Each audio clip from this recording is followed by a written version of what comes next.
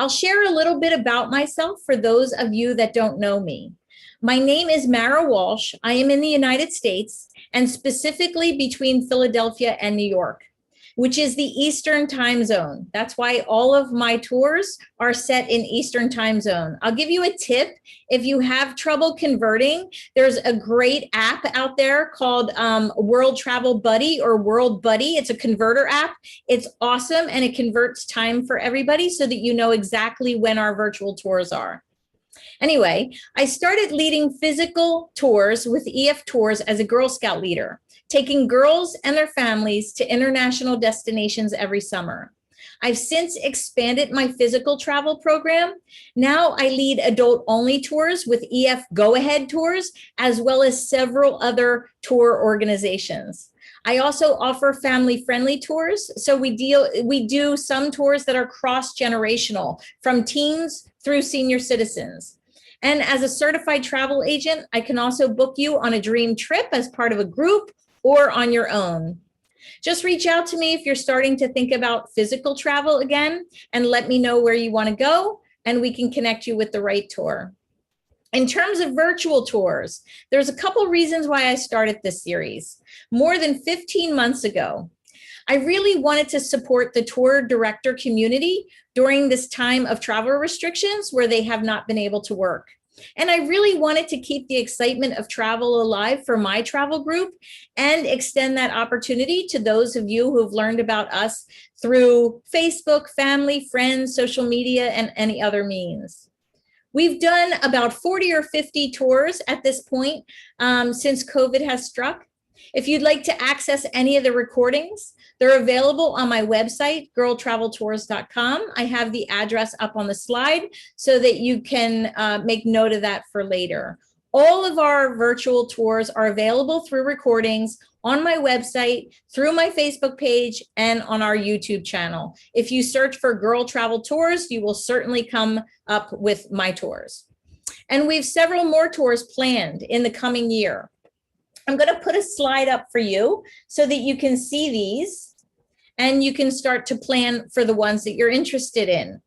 We are always adding more tours, but right now we have scheduled and ready for registration New England, Patagonia, Brittany with Mont Saint-Michel as a feature, Victorian London, Yellowstone National Park, Communism in the Eastern Bloc, Salzburg, the Sound of Music Tour, Milan, Mystery in Transylvania, right around Halloween, Northern Spain, and Victoria Falls in Zimbabwe. Check back to register for newly added destinations at all times. We continue to put them up. As long as you're interested in viewing these virtual tour presentations, I will continue to produce them with my friends and tour directors all over the world. I know many of you found my virtual events through Facebook, and some of you are on Facebook right now streaming. I just want to say that there are still a lot of scammers out there on Facebook. And if any of you that are on this recording, if any of you have accessed this event through those scammers, you were asked to pay an admissions fee. Please know that it is not me asking you for an admissions fee. These tours are free to access and they are free to attend. We do offer the availability for you to tip the tour director if you're so inclined later on or after the tour, but you should not have paid to access this tour. You can always safely access our events through my website and my Facebook page. But please try to warn your friends and stay away from the scammers and not give them money, because quite honestly, I don't even know if they're trying to get your credit card numbers or if they're just trying to get the one-off $7 or $8 or $9 that they ask for the tours. So just be careful and check your bank statements. Okay, before we get going, I wanted to share with you a few ways that you can interact with us. Feel free to ask questions about the tour director, or my travel program using the Q&A, and we will deal with the questions that are asked after the program. You can also interact with the chat, and I will try my best to answer some of those questions as we get started in the presentation. I always like to include an interactive poll. This gives us an understanding of what your knowledge is with the destination that we're going to. And today we're going to Jerusalem. So what's your connection to Jerusalem? I've been and I love it. I have a trip booked. I plan to go in the future. I have no set plans, but I'm interested in the location, or I am solely here interested in the virtual experience. I know that I have been and I loved it, but I also want to go back in the future. So I might have to answer in two categories. I am letting most of you get your votes in, although some of you lollygaggers aren't going to be able to get your vote in because I'm going to end the poll very shortly. I'm going to give you a couple seconds. It looks like we have a pretty decent majority of people that have no set plans right now to go, but I bet you our tour guide will change that after this hour and a half of our presentation. And there's a decent amount of people, about 26%, who've been and loved it. So I'm going to stop sharing that for you, and we're going to get right back into the presentation. Today's tour, along with all of our tours, are scheduled for 90 minutes plus a Q&A. I hope you're ready with a snack in hand and you're ready to sit back and enjoy our presentation. And as you all know, a tour would not be complete without a fantastic tour director. For those unfamiliar with group travel, a tour guide or a tour director is like a personal travel concierge who stays with your group from start to finish and shares a world of knowledge, manages all your travel plans, and makes sure your experience is full of education, it's stressless, and it is easy to navigate. These are by far the most important people in a group when you travel.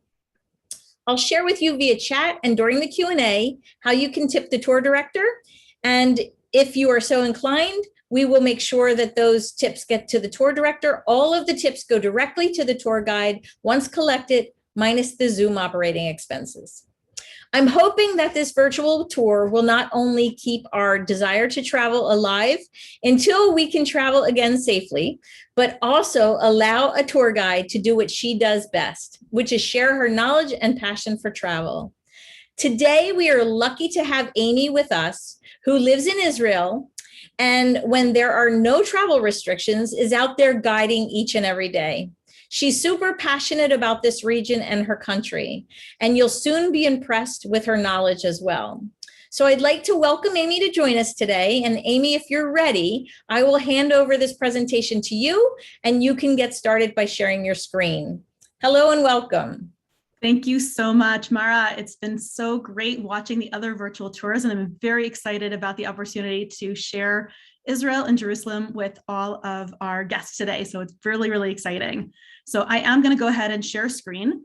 Once I do that, just so everyone knows, it's very difficult. I can't actually see the chat after that. So if you have a question, you should just go ahead and send it to Mara about the presentation. And if you have a question about Israel, then we're going to put those in the Q&A and about Jerusalem, and we'll answer those a little later. So let me go ahead and share screen. Amazing. So we are going to be heading today to the old city of Jerusalem. So the picture that I put up today is giving you just a little bit of a taste of the old city. It's this beautiful part of the Western Wall down below and the Dome of the Rock, which is up above. You should be able to see my cursor moving so that when I point to something that it will actually show you. And today we're going to be using a combination of maps and still pictures and moving pictures and 360-degree. So it should hopefully give you a real taste and a real sense of what Jerusalem is all about. So let's go ahead and move forward, and we're going to head to Israel. So sometimes between when I can see it and when you can see it, there's just a second or two of a lag. But hopefully by now, all of you are seeing a map of Israel, and actually even more than Israel. And I'm going to zoom out even a little bit farther on my map. We're using Google Earth today, so thank you to Google. And so I'm showing you that actually Israel sits over here in this section. You can see where I put a little sticky that says "Welcome to Jerusalem" and an old city sign and a few other things that are here. So I wanted you to be able to see actually that the state of Israel, the modern state of Israel, which is where Jerusalem sits, is right in the Mediterranean basin. So you can see a bit of the Mediterranean basin over here. So for example, if we kept going south from the land of Israel, then we would head through the Sinai Peninsula and down into Egypt. And so hopefully you'll be able to see that Egypt is just down below us. And again, I'm going to zoom out just a little bit more so you can see. And from Egypt, we could get all the way down into the African continent. If I went north from Israel, then I would head all the way up through Lebanon, through Turkey, all the way into Greece and over to Europe. And so this is also the way that you would get to the European continent. And of course, if I headed east from here, then I would go from the land of Israel and I would go through Jordan, through the Middle East, and I would head all the way into Asia. Now, technically speaking, Israel sits actually in Asia. But you can see that we're really a land bridge between all of these different places, going from north into Europe, into the east, into Asia, and south into Africa. And that has meant that through the centuries that Israel, and specifically Jerusalem, have been really attractive to so many different conquerors and so many different travelers. So I brought up this little map that's sitting here in the corner. So let me make that a little bit bigger for you so you can see it. This is a medieval map, and this map is actually showing you what I just said. So hold on for a second. Let me just get this sorted for you guys. Here in the center of this schematic map, and this is a schematic map, is Jerusalem. Now it's not completely divorced from reality, right? So what I said is if you went north and a little bit west, you would get to Europe. And if you went east, you would get to Asia. And if you go south, you get to Africa. So this map is really a depiction of how Jerusalem sits, if you will, at the center of the world. So this is an exciting way to be able to, I hope, to show everybody what we're looking at and what we're doing, and to be able to give you guys a sense of how Jerusalem has become so central to so many different peoples and so many different religions. So what we're going to do next is we're going to head from our zoom out, which was looking at Israel here. And again, south of us in terms of the countries, this is Egypt here. Jordan is right to our east. And if you go north to us, then you have Lebanon and you have Syria that are just to the north of Israel. But now we're going to focus our energies on Jerusalem itself. And in Jerusalem, we're going to be looking at a couple of different things. So let's go ahead forward. My zoom controls are just going to move those out of the way. Okay, so hopefully now you can see a map of Jerusalem. So let me just actually zoom out even more on that just a little bit so that while you guys are kind of setting yourselves up, you'll be able to see where it is. So I'm zoomed into the middle of the country in terms of like being able to see here. So Jerusalem sits here really at what we would think of as the belly button of Israel itself. And so if I wanted to drive from Jerusalem to Tel Aviv, for example, it would take about an hour. I live in Jerusalem. And I absolutely love Jerusalem. I am definitely a Jerusalem lover by heart. And I should probably take this opportunity to say that I'm an immigrant to Israel. I've been in Israel now for 29 years, and it's been an amazing, amazing journey. I've been a tour guide in terms of this time period for more than 20 years, about 25 years at this point, which is a little crazy. So I'm happy to be able to show off the entire country, and in particular, Jerusalem, which is my great love.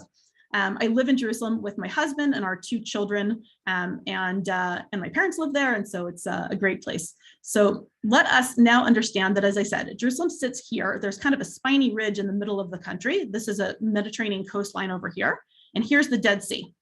So if you were traveling from west, which is where Tel Aviv is, and you were coming up to Jerusalem, you would be traveling eastwards and also upwards because it's on a kind of a mountainous ridge.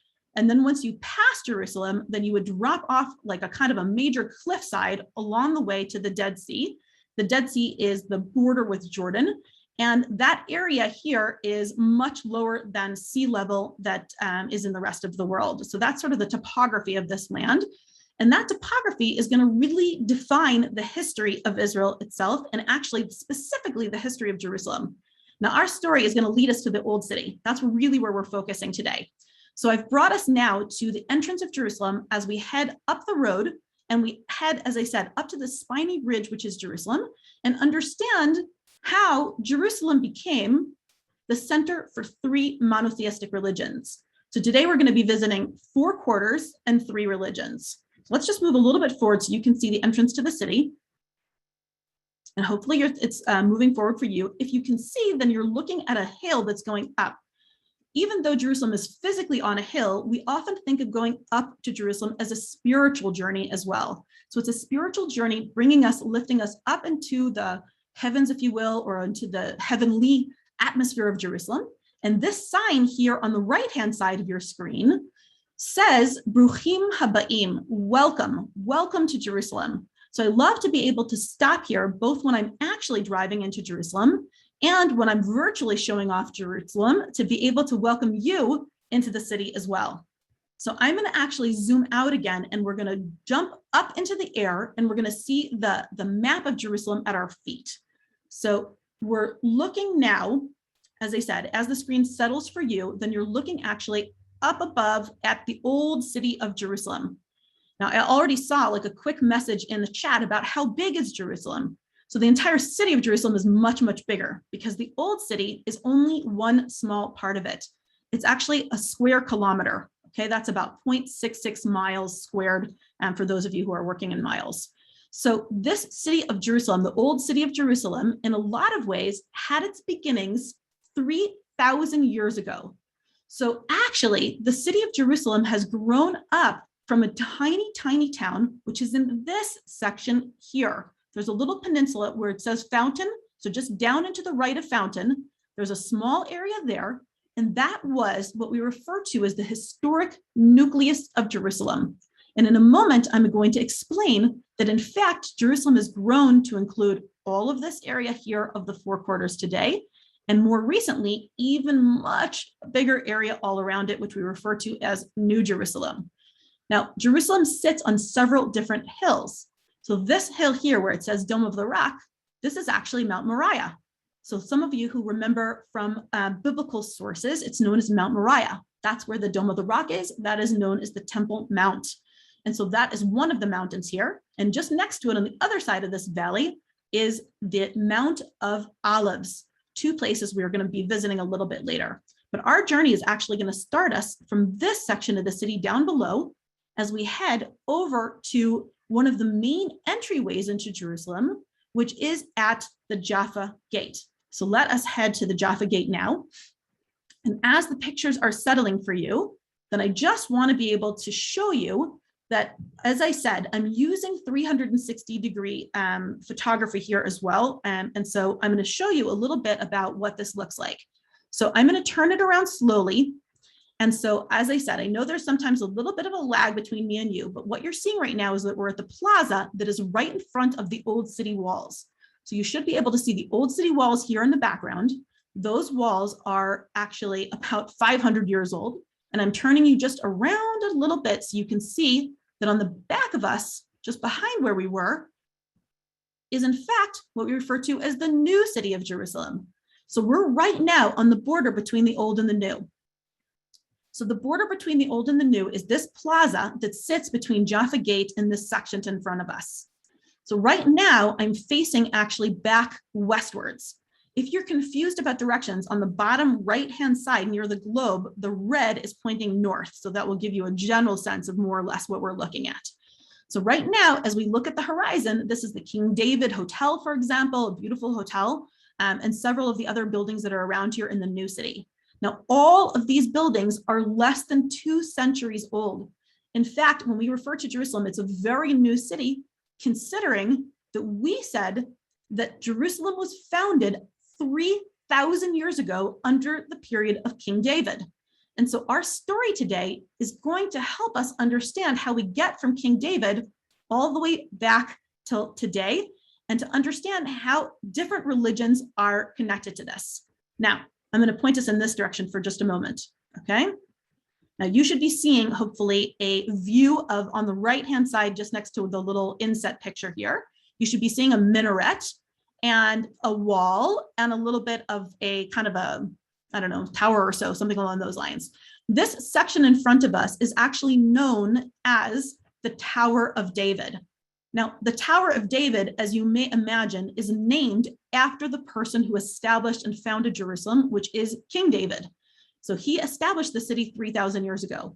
But in fact, David did not establish the city right where we're looking. He did it down below us. A little later, I'll show you again where that was. It's what I showed you a second ago on the map. Now, why is this called Tower of David if this isn't where David put his city? Well, the answer to that question has to do with tradition. And that is one of the most important things I think that you should know about Jerusalem. When we say tradition says, tradition holds a lot of weight. And so the tradition came about over the centuries by a mistake. conquerors through history came along and thought to themselves, that is a very big citadel right in front of us. It is on one of the highest areas of the hills here. It must be part of David's city. But in fact, they were wrong. When the archaeologists came along, then they can tell us definitively that this is not part of the city of David after all. But it doesn't matter. No amount of historians or archaeologists or tour guides, for that matter, can convince anybody to call this anything other than the Tower of David, since it's been known that way for about a millennia. So that's a really long time. So that's what I mean when I say tradition says. So tradition says this is called King David's Tower, the Tower of David. And we're right next to this area, which is actually known, as I said, as Jaffa Gate. We're at the plaza in front of Jaffa Gate. We're going to be moving forward towards Jaffa Gate in just a second. Let's go ahead over this direction. Okay, I want you to be able to see the actual gate. So we're just getting to where we need to be. Okay, so there's an actual gate in front of us.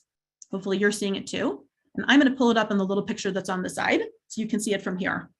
The Tower of David that's in front of us and Jaffa Gate. So how does it get the name Jaffa? Jaffa is the name of the port town that's on the coastal plains of the Mediterranean.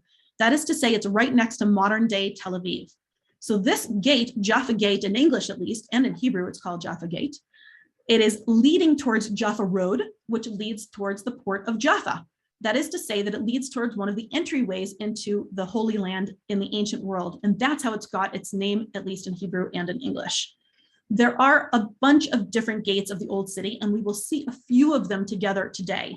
So this is just one. Often the gates are named after the directions that they lead. Like Damascus Gate leads towards Damascus, if you may imagine that. So we'll see a few more of the gates along the way. These gates and these walls were not built 3,000 years ago under the period of King David. In fact, as I said, they're pretty recent as far as Israel is concerned. Let me turn us in the other direction so you can see. I'm going to turn us back so you can see backwards along the edges of the walls. So hopefully what you're seeing in just a second is the walls on the right-hand side, and that is the Old City walls of today. These are the most recent of the Old City walls and the last of the Old City walls. These were built under the period of the Ottomans. The Ottomans were Turks that came here in the 16th century and eventually rebuilt the city walls. Now, that had been a long-standing tradition.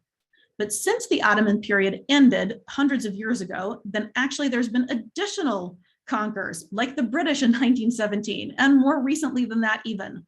But nobody else has needed to rebuild the Old City walls because of the fact that actually in the Ottoman period, that is when the city expanded.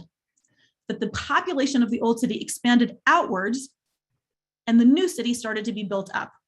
They no longer felt the need to have walls protecting them because by then you started to have firearms and other ways to protect the city. That's why they're the last of the Old City walls. So it just is a reminder to us of what about 2,500 years worth of history needed walls, but most recently we haven't needed walls. Now I'm going to turn us around again and we're going to head back into Jaffa Gate and take a little bit closer look to that because it is our entryway into the four quarters. So let's take a look. Okay, so back to Jaffa Gate. As I said, this is a gate that was built under the period of the Ottomans. There was a conqueror called Suleiman the Magnificent that built this. And so this is a gate that turns. If you can see straight ahead of us, there's actually a left-hand turn. You can't go straight through this gate, you must turn left. And that was again to protect the people inside the city.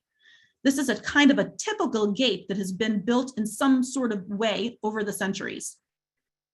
Now, currently, the Old City is under Israeli Jewish control. And that means that actually, I'm going to turn us around, that there is this small piece here, which is known as a mezuzah. I'm going to make it a bit bigger for you here.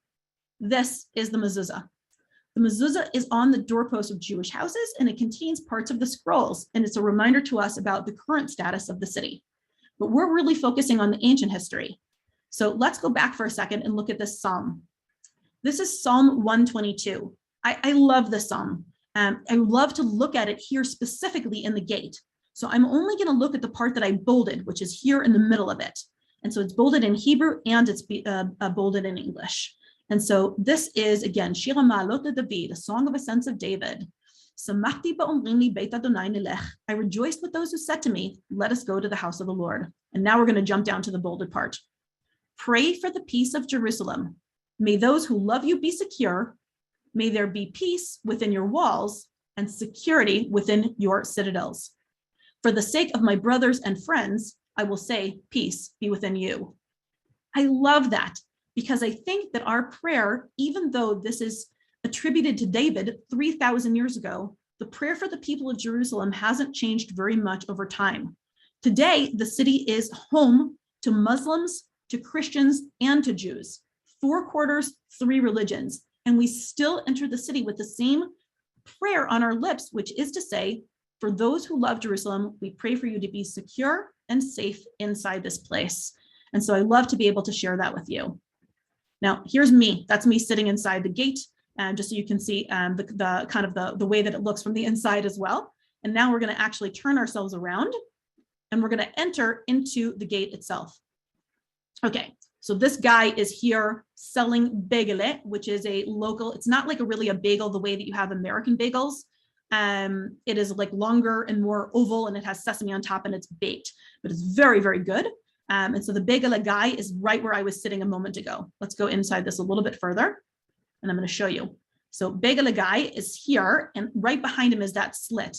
That is to say that Suleiman the Magnificent, when he built this place, he was trying to ward off conquerors, and the slit gave the soldiers on the inside a really good field of vision, and on the outside, a really hard target.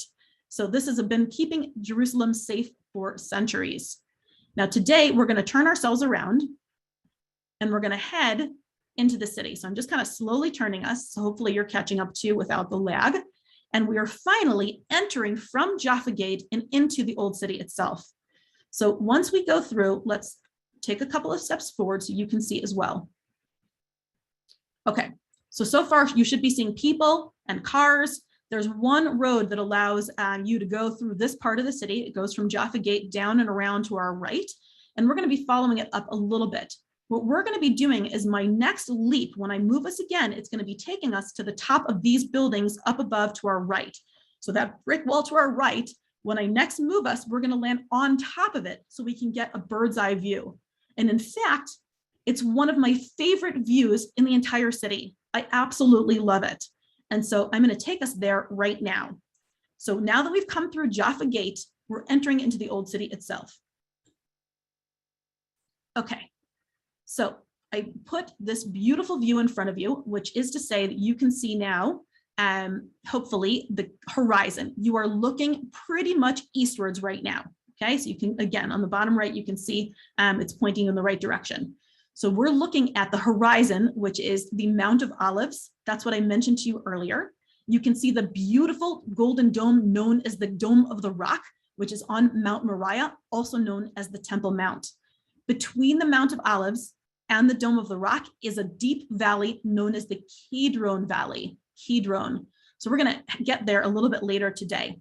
But for right now, I wanted to be able to show you a little bit about this beautiful view, because in addition to this golden dome, where we're going to visit a little later, then you can also see beneath our feet to our left, these 2 gray domes. Hopefully you're seeing 2 gray domes in the left-hand side. And that is at the heart of the Christian quarter, which is to say it is the Church of the Holy Sepulchre.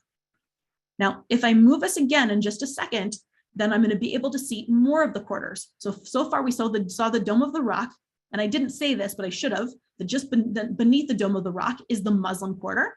We saw where the Christian quarter was, which is down to our left.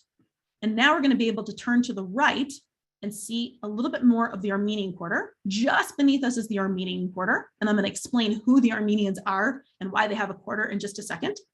And just behind it, if you're looking carefully, you can see a white dome hidden behind a tree. And that white dome is known as the Horva Synagogue. And it is at the center of the Jewish quarter. So I actually put up a map so that you will be able to understand the differences between the areas.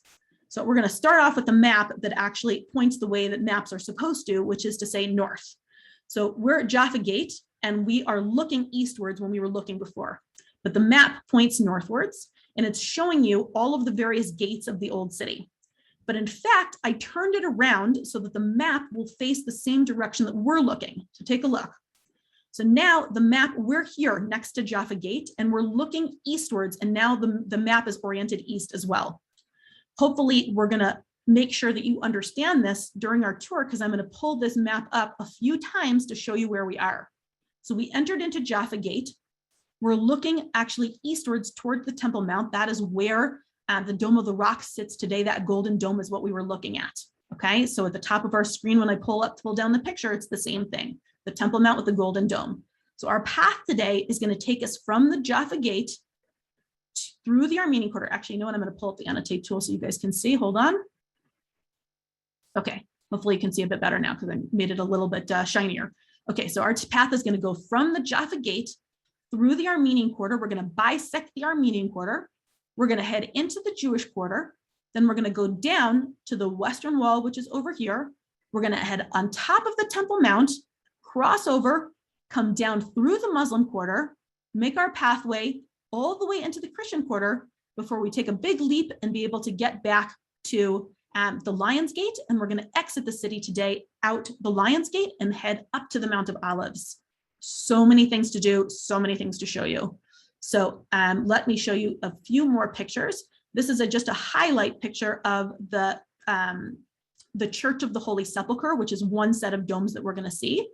And our next picture is a highlight picture of the Horva Synagogue, which is the synagogue that we're going to see in the Jewish Quarter as well. So hopefully, I'm going to take these down so you can see the skyline in front of us. And so what you're seeing right now, again, is on the right-hand side, just to the left of the small inset, is the dome that is the white dome in the Jewish Quarter. You're seeing the golden dome, which is part of the Dome of the Rock and part of the Muslim story of Jerusalem. And if I turn us again to the left, then you're seeing, hopefully, the Church of the Holy Sepulchre, those two gray domes, which are so important in Christianity, since that is the location of the crucifixion and the resurrection of Jesus.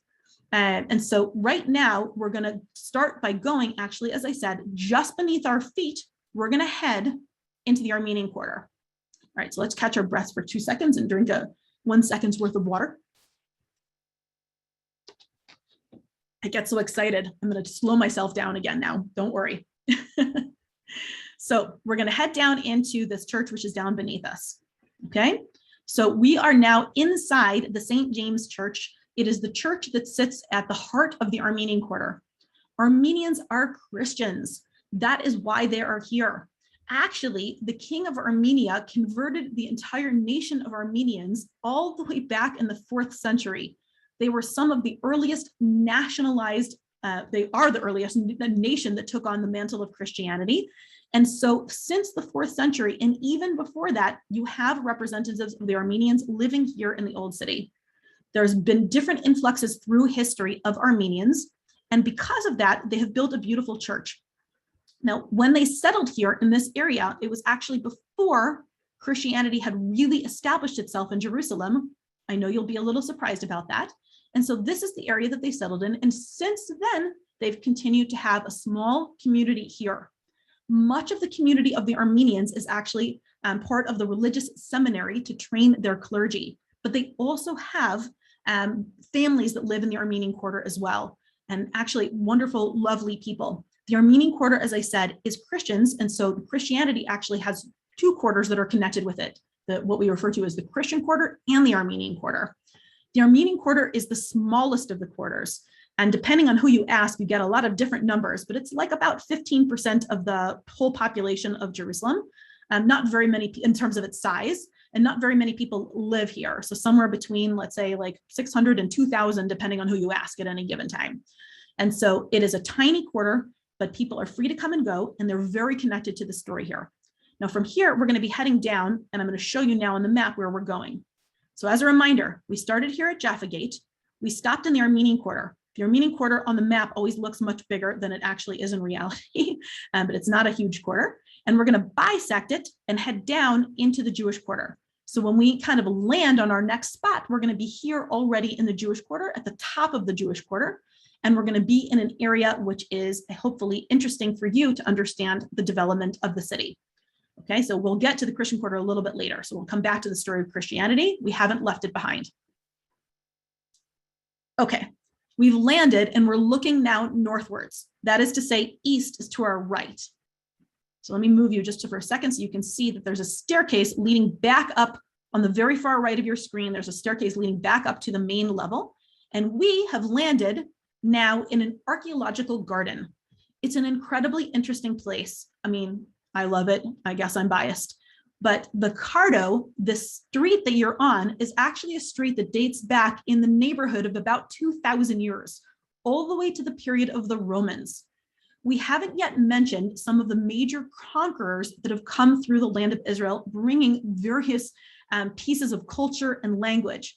But I should tell you that in the year 63 BCE, before the Common Era, then that is the period when when the Romans take over in Jerusalem, and eventually by about 37 BCE, King Herod is going to take over.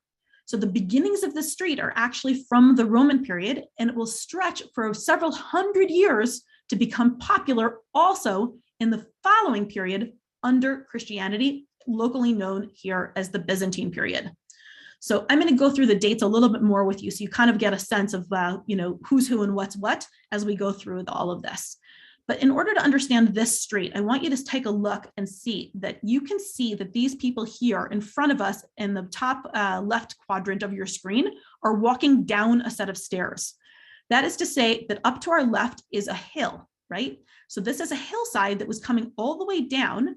And what's happened most recently is that the most recent possibility for archaeology was in the late 1960s after the Six-Day War. At that point, Israel was able to dig and have archaeological digs to be able to see what was happening in all of these places in the Old City. So one of the things that they did is they dug down to this original street. Again, it's called the Cardo, C-A-R-D-O. The word cardo is related to the word cardiac or cardiovascular. That is to say, it's the heart. This is the heart or the main artery of the city itself. And so this is a street that you will often find in Roman towns and cities across the world, a street that normally goes from north to south. So north is in front of us and south is behind us, and it pretty much crosses the whole city. So had we not dug this up in the late 60s, then all of this would have been filled in up to where these people are standing up above. But because we dug it, we were able to uncover these pillars and the ancient street that's here. So it's kind of an amazing place to be able to go walk where Romans and Byzantines used to go and do their shopping. We're going to actually go through this doorway to another section of the Cardo that's just beyond that, that doorway. So let's go ahead and move forward there. Okay, so we're inside a second section of the Cardo. I'm going to slowly turn this around so you can see where you came from, and then I'll turn us back again. Okay, so that person is on the left-hand side of your screen that is coming through that doorway. So that person is coming through the area that we just came from. So we came from what we think of as like the open air part of it. The continuation of the same archaeological dig is leading us here. Now I'm going to turn us around again. You can see the reconstructed pillars. There used to be a rooftop on the side over here. And I want you to see that actually here is a kind of mural in front of us at this point. And the mural is showing us what daily life looked like thousands of years ago. So here it is. This is the mural that was painted to show us what life looked like in the ancient world. Now we're talking about a time period that's being highlighted here that's about 2,000 years ago. If I jump to the idea that this is 2,000 years ago, then in fact, this is the period of King Herod that I just started to mention, that came as under rule of the Romans, and he became king in about 37 BCE. Now let's clarify a couple of things. So our story in Jerusalem, I started off by King David. So again, David was 3,000 years ago. So we date David to about 1,000 or so BCE. These are approximate dates. BCE stands for before the Common Era. So if that's the case, then it was almost about 1,000 years between David and Herod. So what happened here in the meantime? Well, after King David dies, his son Solomon becomes king. Solomon was tasked with building the permanent home for the Ark of the Covenant, which is to say the temple. The temple was the center of Jewish life at that time period. And it was built in about 980 BCE and lasted for many centuries, all the way until 586 BCE, when we were conquered by the Babylonians.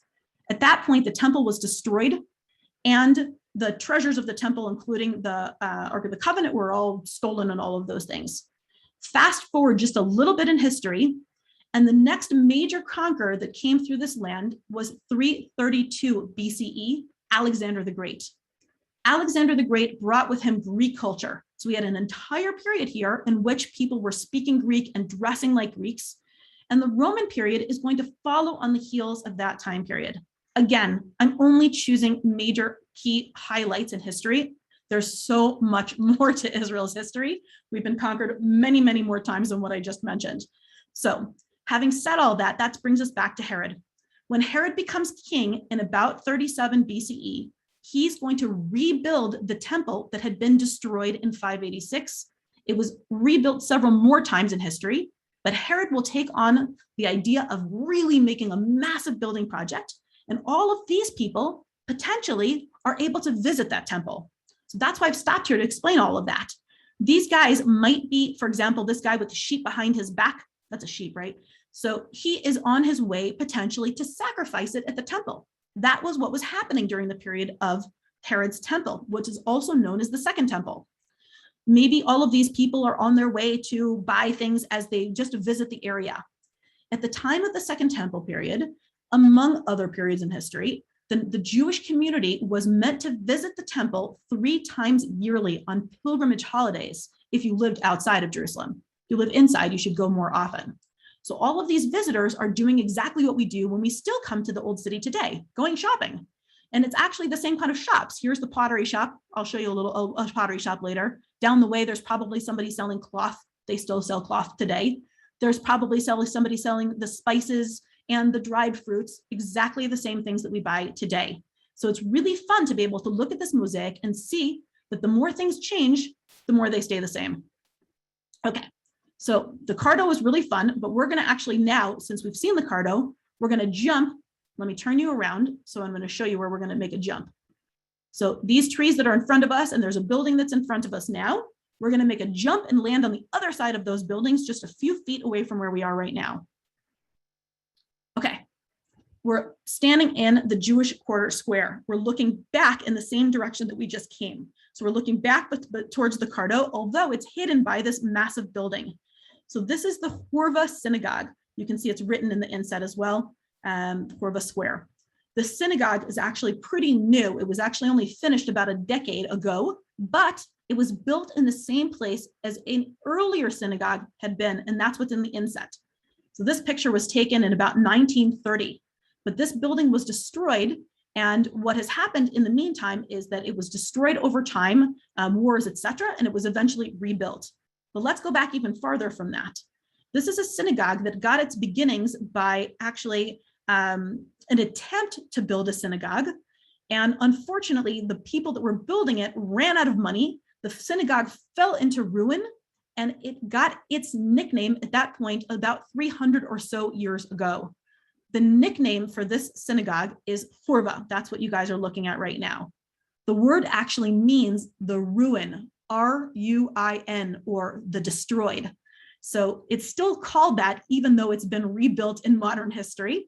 Today, it sits at the heart of the Jewish Quarter, and it is currently a working synagogue, and it serves the people that live in the area or that come and visit.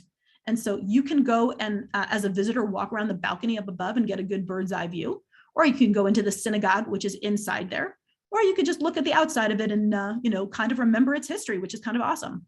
But this is the main square around here.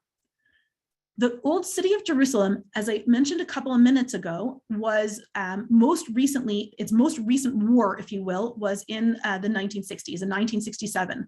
And because of the amount of destruction during those years, both in 1948, when Israel was established, and there was a war then, and in 1967, then a lot of this area was destroyed and had eventually to be rebuilt. But that is always an opportunity for archaeologists, an opportunity for historians, an opportunity to find out what is beneath our feet. And so in fact, actually, this modern day square sits over all sorts of archaeological remains of many different pieces of our ancient history, whether it's from the Roman period, whether it's from earlier periods. And among other things that they found here is that they actually found just behind where we are, the basements of ancient homes from the period of Herod. And one of the ideas is that maybe it is the home of some of the priests that used to serve in the temple here in Jerusalem 2,000 years ago. That's kind of amazing that those basements are semi-preserved. Today, it's a museum and you can go and visit it. Now, some things are preserved because it's museum worthy. And some places like under our feet were just paved over because they weren't museum worthy. And maybe it was a water cistern. People aren't so excited about those anymore. Or it was just a building that they didn't necessarily have any great finds about. But there's lots and lots and lots of ways to be able to sort of see what is here in the Jewish quarter. I'm going to move us to the side just for a second because I want you to be able to see one more thing before we move on here in the Jewish quarter. Okay, so can you see as I turn you that there is a red mailbox here? Hopefully it's just to the left of the center of your screen. I'm trying to highlight it with my cursor. And there's these planters over here. So I'm going to make my pictures bigger so you can see. So let's move from the Horva Synagogue. And now you can see the same mailbox at the top of the screen, which is a mailbox from the British Mandate. That's right. The British also conquered the land of Israel in 1917, one of the many, many conquerors through history. But I like this because you can see that the 1917 mailbox, you can see the stone paving from the late 60s, early 70s, and you can also see these ancient stones which were uncovered during the archaeology and still remain part of the landscape of this square till today. And so it's kind of fun to be able to see that you are making these leaps in terms of the places that you can be, a 2,000-year leap between these stones and these stones, or a 150-year leap between 1917 until now, or a 100-year leap. And so the idea, again, of Jerusalem is that it has so many layers of history. You don't always know what's right beneath your own feet. So it's kind of fun to be able to do that. So now that we've had a chance to kind of see the Jewish quarter is now today home to in the neighborhood of, let's say, like, I don't know, 4,000 or 5,000 people or something along those lines. And the bottom level, generally speaking, is commerce. And the top level are apartments. People like to live in the old city. It's unique, it's amazing. It's a very diverse community here. And you can get, for example, a really, really great falafel if you just go around this corner past the bank and go down to the falafel guys. Unbelievable. Falafel is one of Israel's national foods. It's made of chickpeas that are kind of fried up in little tiny balls. It's really good. You eat it in a pita with lots and lots of salad. So now that we've talked about food for a moment, we're going to head down. We're going to go down the hill even farther. We're heading down to the right and down also east as we make our way down this entire hill. And we're heading now towards the Western Wall. Now, I put up one extra map so that you can sort of see it from up above again. So let me actually zoom out just a second for that, so you can get a sense of what we've done so far. All right, so we have started more or less in this area, and we've come down through this section up above on the right, and we're heading down towards this area where the Dome of the Rock is.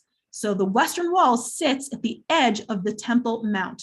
So the Temple Mount is the big empty area in the middle. You should see where it says Dome of the Rock. So the Temple Mount is there, and the Western Wall is the western side of the Temple Mount. So that's where we're heading right now. So I wanted you to be able to get the sense of where that is so that you'll be able to kind of land with me. All right, this is the Western Wall in front of us. So as your screen settles and it kind of catches up with what I can see, then what's in front of you should be the flag here, with the flag not really showing very well, but just behind it is this thing which is known as the Western Wall. In some cases, some people know this as the Wailing Wall, but today we mostly call it the Western Wall. And what is it? The Western Wall, let me make it bigger here for you. So the Western Wall, you can see it now, is the western retaining wall of that temple that Herod built. That's why I keep mentioning him. Herod, 2,000 years ago, rebuilt the temple up above on the top where the trees are up above. And he built there an enormous temple, and he built it on top of a mountain. I'm going to move us forward for a couple of seconds. I know that I'm moving fast towards pictures, but we don't need them yet. I'll come back to them in a second. Okay, here's an amazing model. And this is going to show you what was here 2,000 years ago at the time of Herod. So hopefully what you can see is a model of the ancient story of Jerusalem itself. So we're looking at the western facing wall. So this enormous, enormous wall is known as the Western Wall. All right, just above it, there's a white marble and gold, like kind of with a crown on top of it. And that is the temple. That is the temple that Herod built. So he built it on top of the Temple Mount. What's hard to see from the picture is, in fact, this whole section is its own mountain. That is Mount Moriah. Herod flattened off this whole mountaintop, and in order to avoid erosion knocking the sides of the mountain down, he built retaining walls around all four sides. So the western one, which is what we're looking at, the southern one, which is to the right-hand side of your screen, the eastern one, facing east, of course, and the northern wall. The western wall, for the most part, has been the one that has been accessible and we have been able to see through history. And that's how it got its importance. If you see the red arrow in the picture, it is pointing towards the section that you can see when I take us off and go back to the 360-degree view. The western wall of today that you can visit and see is just the section between the arrow and to the left where that archway starts. And it's only about the middle third of the wall, around the middle third of the wall. That's the remains of today. Because in fact, Herod's temple was destroyed about 2,000 years ago in the year 70 of the Common Era. There was a massive war between the Romans and the Jewish community, and the temple was destroyed. But what was left was our hope and desire to maintain this connection to the temple itself. Now, why so important? What was the story of the temple? Herod built the temple in exactly the same place where the Solomonic Temple had been, the first temple, the one that Solomon built 1,000 years earlier. He built it, and he built this building known as the Holy of Holies, hoping that we would remain sacred in this spot with the idea of the Ark of the Covenant here in this place. So this is a really, really important spot. And the Western Wall has been the area that we can get as close as we can to where we believe that the Holy of Holies used to sit. So it's a really amazing spot to be able to come and visit. So what happens when people come and visit today? Even though it's destroyed, people still come to put their hopes, their wishes, and their dreams into the cracks of the wall. And that's what this highlight is. When Herod built this 2,000 years ago, these retaining walls were built made of stone, kind of like big masonry that didn't have any mortar, no glue that was holding it together, just very, very carefully cut so that it was placed one next to the other. And today, all of these notes in the wall are kind of crushed in here so that we can kind of see, to be able to see that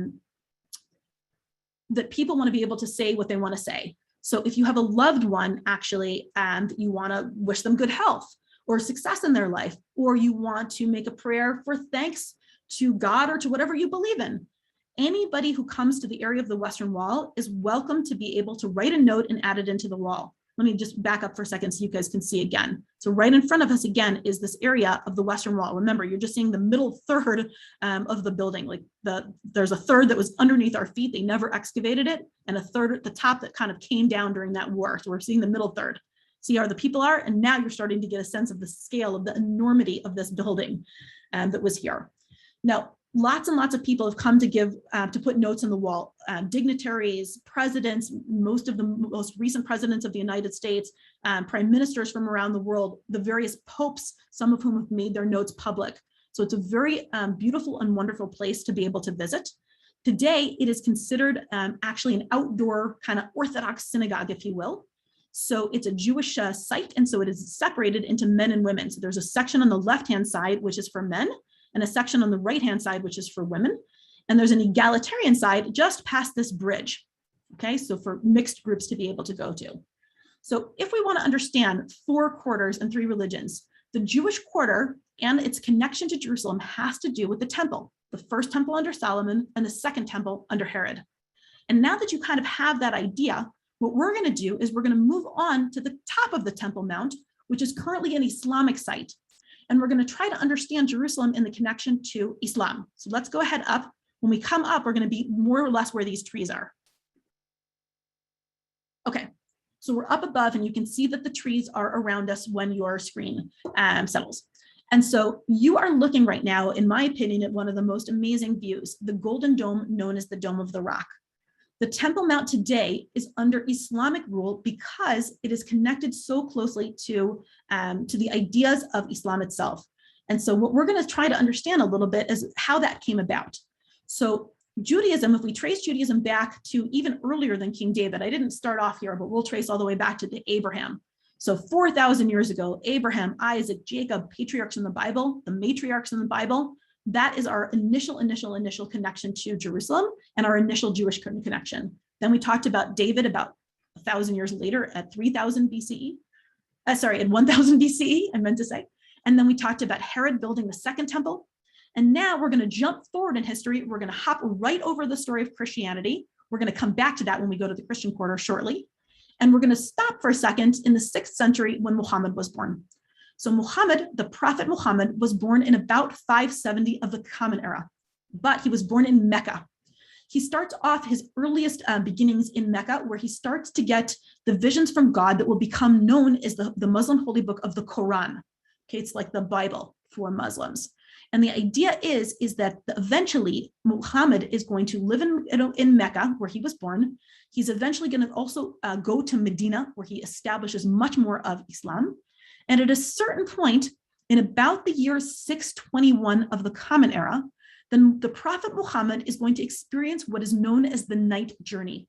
The night journey is a special and unique occasion in which the Prophet Muhammad alights onto his winged beast called El-Barak, and he flies through the night and he comes to this place known as the farthest place. And from here, he's going to ascend to the heavens to be able to discuss with God what Islam will really look like. And so much of this is going to happen because Muhammad is going to ascend from the site of the Golden Dome and into the heavens. Now, after his discussions with God, he'll return to Mecca. Now, again, I'm giving you so much of the shorthand of this story. There's so much more to it, but I hope you'll forgive me based on time and trying to make sure that it's a little bit clear. But the idea is this building in front of you was built at the very beginning of the 8th century as a shrine to Muhammad's ascensions into the heavens. Now, in fact, there's also behind me, there's also a mosque. Now, you're on the platform where 2,000 years ago, this is where the temple stood, but today, this is where these Muslim sites sit. So I'm turning us around, and hopefully what you're seeing behind you is the archways that are the entrance of the actual mosque that's here. The mosque is also commemorating the same story of the night journey, Muhammad's arrival into Jerusalem and his ascension to the heavens to figure out what Islam is going to look like. It's in this place and at this period where Islam agrees, where Muhammad agrees with God that Muslims will pray 5 times daily. And so in front of us is the mosque that's also meant to commemorate that. And we're going to take a look at this fountain. So I'm going to actually move us forward for 1 second, and I'm going to look at the fountain in a different way. Let me just turn us this way. Okay, so the fountain is here in front of you. And I've also put up a couple of pictures that I took of it as well over the last bunch of months. So I want to go actually forward to the close-up. So the fountain has individual benches and individual spigots. That is to allow Muslims to prepare for going into the mosque for prayer. Muslims are asked to wash hands and feet, face, head, neck, all of the parts of your body that are exposed to the outside world before heading into the mosque itself. And so once you head to the mosque, you're meant to take your shoes off. This is what this bit is to be able to take your shoes off so that you can enter into the space for prayer. So let me just turn us around for a moment, and I'm going to show you all the way around behind us. I want to show you the entrance to the mosque. So I'm turning you in the 360-degree photography to be able to see the entrance to the mosque itself. Okay, it's an amazing building, built right at the end of the 7th century. And so this building, in terms of its Islamic story, is again, it is a site for prayer. Muslims are ideally will come to a mosque. If they can't come to a mosque, you can pray in other ways in other places. But if you can come to the mosque, it's a fantastic place to be able to pray. Now, the water that we just talked about, the preparation for prayer. So we see that water becomes holy for Muslims in the washing itself.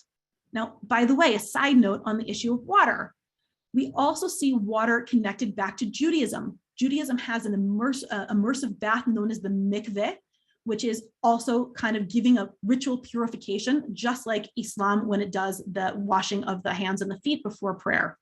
Now, what about Christianity? Christianity also has holiness within water. which is to say that there is baptismal waters, the waters of the holy waters in the church. When we think about all three of these religions, Islam, Christianity, and Judaism, all three of them got their start here in the Middle East, in the desert. And so it doesn't come as a great surprise to us that all three religions relate back to water as something giving spirituality and something giving holiness, because it's rare and special and unique. Now, once you've purified yourself sort of ritually, you're able to then enter into the site of the mosque, and that's where we're going as well, to be able to see inside the Al-Aqsa Mosque. And so this mosque in front of you is dedicated again to the story of the night journey. You can see that the reason you took your shoes off is because inside there's carpets on the floor in order to not bring in the outside world into the mosque itself. It's actually a very large space. Directly in front of us is the mihrab. It's the prayer directional towards Mecca. Muslims, although Jerusalem is holy to them, it's the third holiest site. The first holy site in Islam is Mecca, and that's where the mosque points.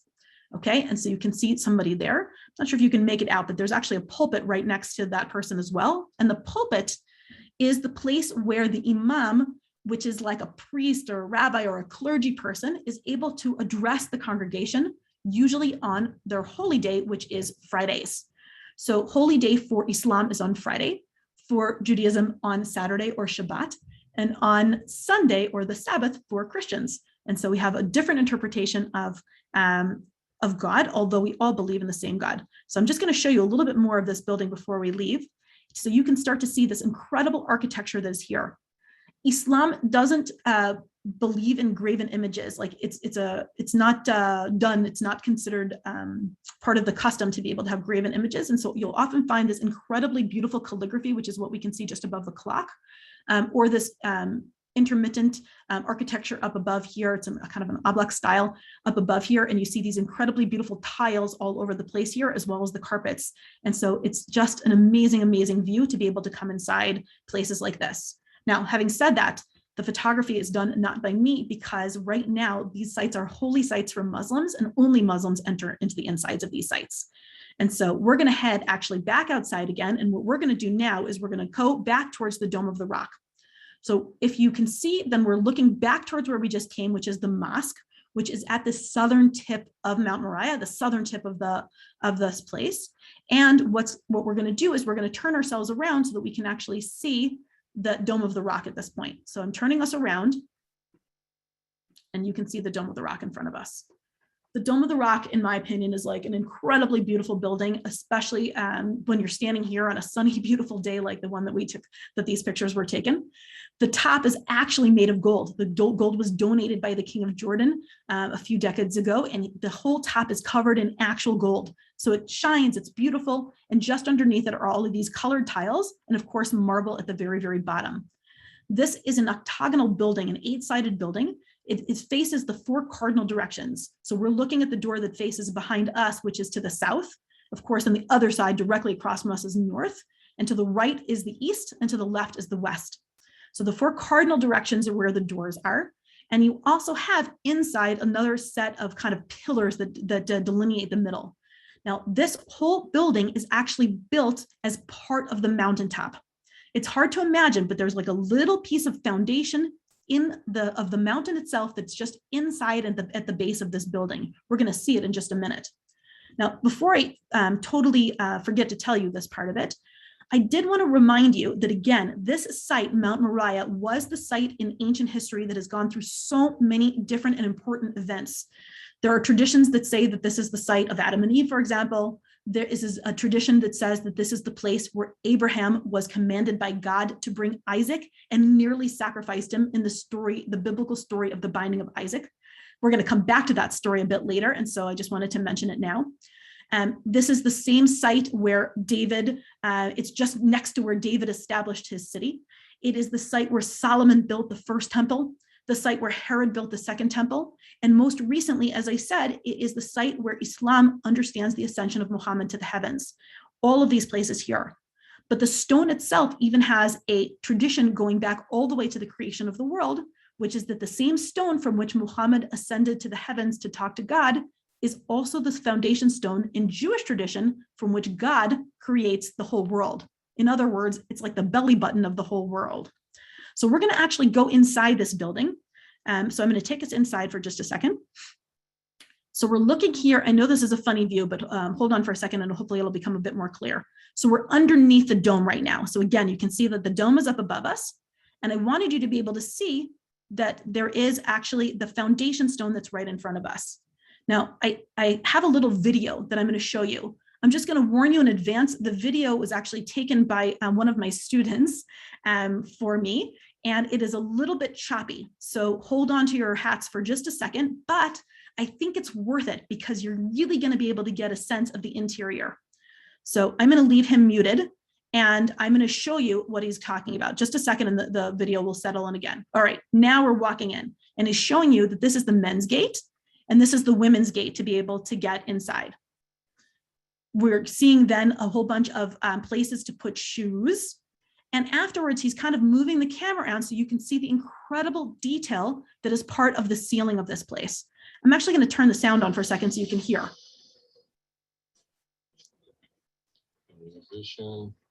So my student is telling you a little bit about the fact that the walls and the tiles are made of combination of stone and of marble. And he's walking towards this section here, which is kind of orangey. And it is, he's stopping to show you this beautiful light. Actually, I'm going to pause here for a second. He's stopping to show you that the light itself is made to look like the Dome of the Rock. So it's pretty amazing. So it looks like the Dome of the Rock. So then he's going to go forward and he's going to show you a little bit more of this. And we're just going to stay with this video long enough to be able to see the foundation stone itself, because I think it's easier to see in the video than otherwise. So you can now get a much better sense of the incredible architecture and the scale of this place. And he's going to show you now that this is the place where people give charity. So I'm going to put him back on mute for a second since it's hard to hear him. He wasn't speaking loud enough when he took the video. I spent the last year training tour guides. And so this was one of my students who went inside, because as I said, this is a site that's holy for Muslims, and he took the video. So you're looking at the underside of the dome itself. And the dome, what he's going to show you, is directly above the actual foundation stone that the whole mountaintop is built upon. Okay, so that is the foundation stone. All right, so that's the stone right underneath. And now you're looking at the actual bedrock around which this entire building is built. So now that we've seen that part of it, then we will leave my student to his wanderings through this place. And we are going to actually head off of the Temple Mount as we head through the Muslim quarter on our way to the Christian quarter, which is our last quarter for today. So this is the Temple Mount up above where these trees are. And we have turned around, and I'm going to turn us around all the way to be able to see this area, which is known as the Cotton Merchants Market. It gets its name because, as you may imagine, that there was cotton being sold here in the ancient world.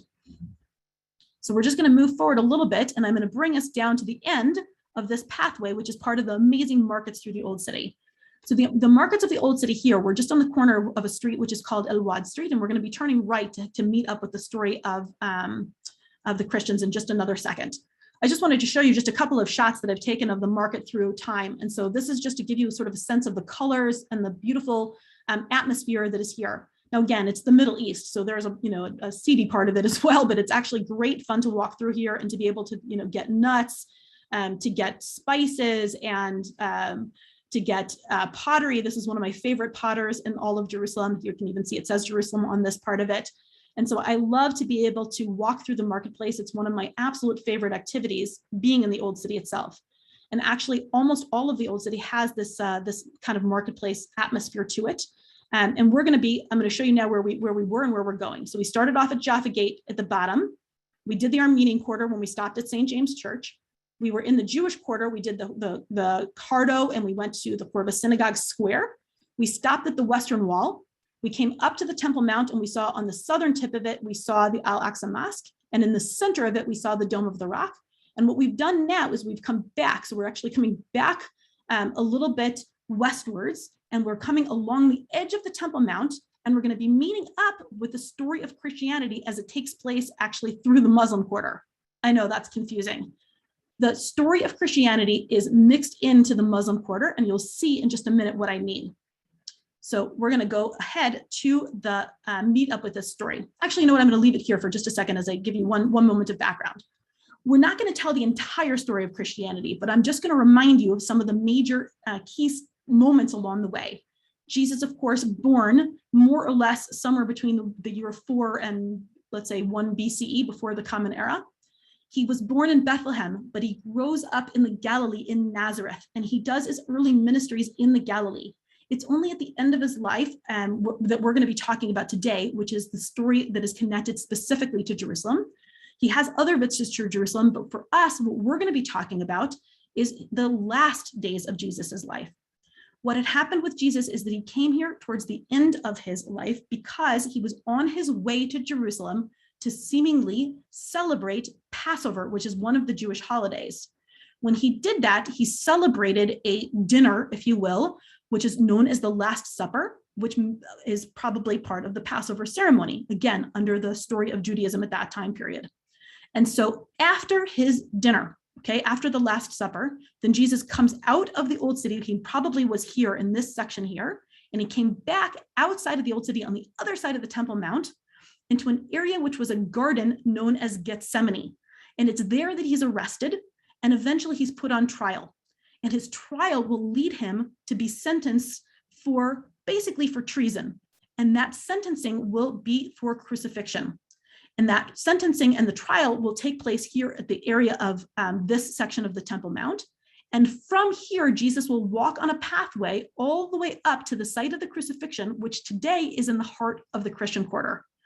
His pathway has become known as the Via Dolorosa, or the path of suffering. So that's the story that we're meeting up with now. Okay, so we are jumping all the way to the 5th station of the Via Dolorosa. Let me show you where you came from. We were over there through this archway, and we are in the Muslim quarter, and yet it's a Christian story. And that is because not everything is linear, and some things get a little bit mixed together here. So we did not stop at the first 4 stations of the Via Dolorosa, the site of the trial, the site of the flagellation, the site of Jesus falling for the first time, and Jesus meeting his mother. But we are meeting here at the Via Dolorosa at station number 5, and you can see the Roman numeral 5 here. Now, our picture, our 360-degree picture, is showing us a lot of people. It's taken pre-COVID. Right now, there's not a lot of visitors that are allowed.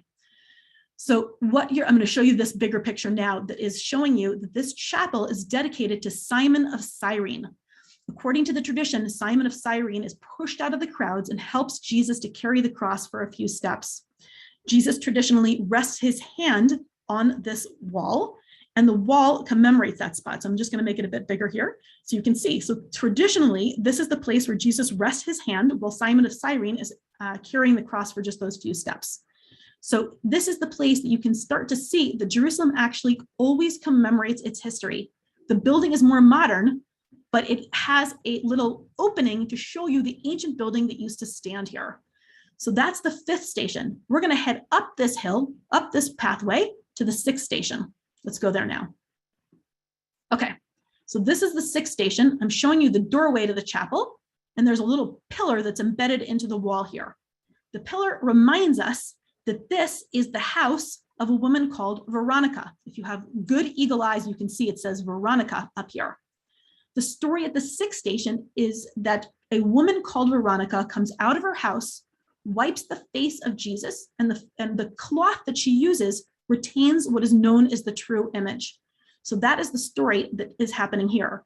Her name, by the way, is a reflection of her story. Vera meaning truth, and icon meaning image. But it comes mashed together. Vera icon becomes Veronica, the true image. So now that you've seen a couple of the stations, we're actually going to make a big hop, and we're going to head up the hill all the way from here to the 6th station, all the way up to the actual Church of the Holy Sepulchre, all right, to the end of the story. The first 9 stations are outside of the church, but the last stations are here out of a total of 15 stations. So right now you're in the courtyard of the Church of the Holy Sepulchre. The Church of the Holy Sepulchre commemorates, as I said, the crucifixion of Jesus, the burial of Jesus, and of course the resurrection. What does that mean? This building, again, is another example of a building that was built around a mountaintop. And so inside here is the mountaintop, just behind this glass bit, and this is the site of the crucifixion itself. Now, since this happened, okay, and again, somewhere in the 1st century of the Common Era, and until now, then Christianity itself has gone through many, many changes, lots of schisms and fractures, until today, this church that you're looking at is actually held by about 6 different denominations of Christianity. That is to say that you have more than one type of Christian that lays claim or has a piece of the puzzle here at the site of the Church of the Holy Sepulchre. So, for example, this church that we're looking at was actually built, the facade of it anyway, was built by the Crusaders. The Crusaders arrived in the land of Israel in about 1099 of the Common Era. They started off from Europe in 1095. It took a few years, but they arrived here, and their purpose was to get the Holy Land out of the hands of what they considered to be the infidels. And so they then start to rebuild all sorts of sites around the country, including the one that you're looking at. But in fact, they were not the first ones that built here. The first person who started off a church here was actually a woman called Helena, the mother of Constantine. She came early in the 4th century, and she was on a mission to be able to find the most important sites in the story of the life and death of Jesus. And she came here and she realized that this is the site that is the site of the crucifixion, as well as the site of the burial. And so the building, as I said, has been rebuilt over time. I'm going to show you actually just a little bit of these pictures. I'm going to show you this ladder that's up above here. It's got kind of an interesting story. Actually, hold on. Let's go back to the main picture. You see this ladder up above here? Okay. This ladder is placed on a porch that is connected to the Armenian Christian sect that is here in the church. But there's lots of different stories about what that ladder is doing there, because you can find it in etchings and pictures as early as the 1700s. You can find it in photographs from when photography began. So what is it doing there? Now, one legend is that the Armenians were just using it to get onto their porch to be able to get some fresh air. Another legend says, and here's one of the etchings. This etching is by David Robertson. It's from the like about 1842. Here it is. You see, built this guy standing next to this ladder along the way. All right, let me pull this down for 1 second so I can show you. Wait, sorry about that. So what's the story? So one of the other stories about this is that in fact, that the church, even though it's under many different Christian hands, the doors to the church are actually held by a Muslim family. And in fact, by 2 Muslim families, one for the door and one for the key. And that has been the case since about the 11th century, when there was a Muslim conqueror here that didn't want to destroy the church, but still wanted to make sure it was under the control of Islam. And so there's been about many centuries have gone by with these 2 Muslim families holding on to the honor and the commitment to be able to open the church in the morning and close it at night. Now, when there's a threat to the church, a conqueror is coming, maybe a fire happens or whatever the issue is, then those people that hold the keys to the door lock it and they don't let anybody in or out. So one of the legends is that the ladder was used for people to get out of the window and pull up food from the ground floor to get inside. Now, who's inside the church? It's the priests. And the reason the priests were staying inside was to protect their own sites from whatever conqueror or whatever issue was happening at that time period. So in the meantime, actually, status quo laws have been passed. And those status quo laws actually mean that at this point, nothing can be changed, including this ladder. And so the ladder stays there at this point because of the laws and not because it serves a particular purpose, although it might over history. So in the last picture that I was showing you, then during COVID times, the church was actually closed for quite a few months and people were not able to come inside. So normally it's open like most of the time. It opens like at 4 in the morning and closes in the evening or at 5 in the morning. But this little doorway is part of the ceremony itself. And I had taken a close-up picture that I really like, so I put it in here for you. If you can see, you're looking through this doorway and you're looking back at a mosaic, which is right in the back. And I'm going to show you that mosaic in just a couple of minutes. So I just kind of like the picture, so I put it there. All right, Mara, I know I'm going over a little time, but we're getting towards the end. All right, we've jumped down 2 stories into the basement of the church. This is the story of Helena, and she is up above here holding a cross. Why is Helena holding a cross? I'm going to turn you around. You are in a chapel that is made of bedrock. Let me just turn you all the way around so you can see. The bedrock is up above your head right now. This is the chapel that she actually found what she believed to be the true cross. Because she found the cross here in this place, this is why she decided that this was the correct spot to build the church. Now, how did she know it was the true cross? She brought it to a very ill person at the time. And when it touched this person who was ill and healed, then she realized it was the true cross. Now, because of that, she realized that she should build the church in this exact spot, as I said, early in the 4th century. So we're going to hop 2 levels above us to the site of the crucifixion itself. So we're 2 stories above us. We're going to jump right up there. And you are looking right now at the site of the actual crucifixion. Let me turn you around here. Okay, so this is under the Greek Orthodox chapel, and these people are waiting in line to be able to touch the spot where Christianity, where Christian tradition says that Jesus was crucified. Now, I'm going to move us forward because I want to show you a bit more clear of a picture. So let me turn you again so you can see it.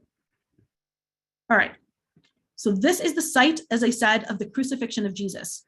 Now, remember, we were just a minute ago 2 stories beneath us in this cave of rock.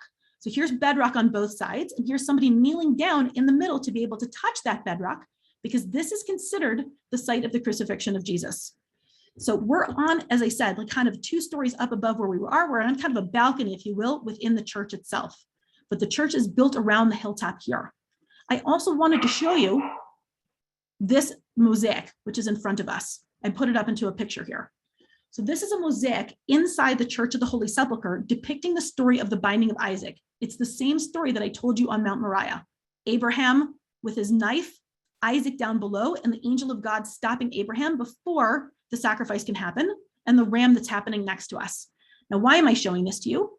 Because right next to this mosaic at the front of the room is a second mosaic, which is connected to Jesus. So here you see Jesus is nailed to the cross, his mother, Mary, who is mourning him, and the soldier who is nailing him into the cross. See the brambles in the background? That is where in the earlier image, we saw the sheep, the ram that was sacrificed instead of Isaac. So in Christian tradition, it's making a connection in a place in which one son was saved and another son who saved humanity. So it's a really, really interesting way to look at this church. Now, right next to the site of the crucifixion is another part of the chapel, which is where Jesus was taken down from the cross. Once he's taken down from the cross, then he is going to be anointed. So this is the area, as I said, of the site of the crucifixion. And this, if you were kneeling down and trying to like reach into the bedrock, this is what you would see, a place to really reach your hand right inside there. So what we're going to do is we're going to turn ourselves around and we're going to head over here and look out over the top of this balcony so we can see where Jesus was prepared for burial. So the balcony that's behind us is the place of the crucifixion. To the left is the door to the church. And down beneath us, where this row of lanterns is, the lanterns are sitting up above a stone, which is where Jesus was prepared for burial. So this is known as the Stone of Unction. The idea being that Jesus is laid out, anointed in this place, and then he's buried. Now, there's a mosaic that I remember I told you we were going to be able to see it a minute ago. So I'm going to show it to you in a bit more detail. This is the Stone of Unction where Jesus is laid for burial. This is part of Jewish tradition at the time and still today to be able to prepare somebody for burial on the same day. The mosaic tells us all of the parts of the church. The crucifixion of Jesus on the far right-hand side of the mosaic, the preparation of Jesus for burial, that's what's happening in the middle of the mosaic. And now we're going to see on the far left-hand side of the mosaic, Jesus being placed in the tomb. Now this tomb was donated by a man called Joseph of Arimathea, but you can see that this tomb is cut out of stone. Now when we see it in a second, we're not going to see the stone tomb. We're going to see a building built around the stone tomb. So let's go there now. So we're going to head around this corner. We're going to go straight ahead of us and turn around to the right, and we're going to be able to see the sepulchre. Okay, this is the sepulchre. All of these people, again, this is a pre-COVID photo. All of these people are waiting in line to be able to go in and touch the site of the burial. Not only because it's the site of the burial, but because after they checked on Jesus 3 days later and found that he had risen, then this is considered also the site from which he was resurrected. And so this dome up above us is over a building, and the building covers the tomb. Everybody understand? So tomb, building, dome. And so that's what people are doing. And actually the line can be hours and hours long. So it's a good thing we have some virtual photography to help us along. So this is the tomb, the sepulchre that's around the tomb itself. And if this is what the front of it looked like, it was closed off during COVID, so people were not really visiting. And so if you want to understand what ancient burial looked like, I also took a couple of pictures of similar burial styles that also appear in this church. So what would have happened 2,000 years ago is that Jesus and Joseph of Arimathea, or anybody from that time period, would have been placed in a niche within a stone tomb.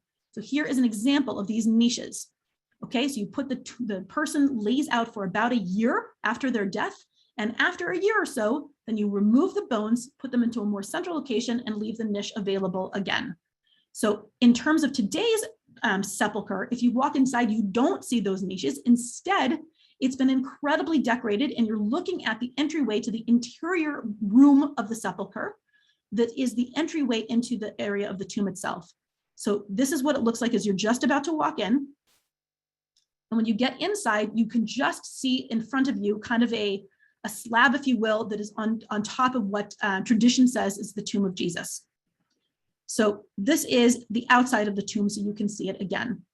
Now, the Church of the Holy Sepulchre is an incredibly amazing place. As I said, 6 different sects of Christianity coexist one with another within this site. It's an incredibly moving place to be able to visit. That isn't to say that it's quiet and peaceful in there. It's noisy and a cacophony of sound and people coming from all walks of life and all places on the earth to be able to visit these sites. So at this point, you're starting to understand the difference is between the connections. We were in the Armenian Quarter, which is Christian, the Jewish Quarter. We were on the Temple Mount. We walked through the Muslim Quarter, and we were just in the Christian Quarter. So again, the Jewish connection to the Jerusalem was because of the temples. The Islamic connection is because of the site of the Dome of the Rock and the night journey and the ascension of the Prophet Muhammad to the heavens.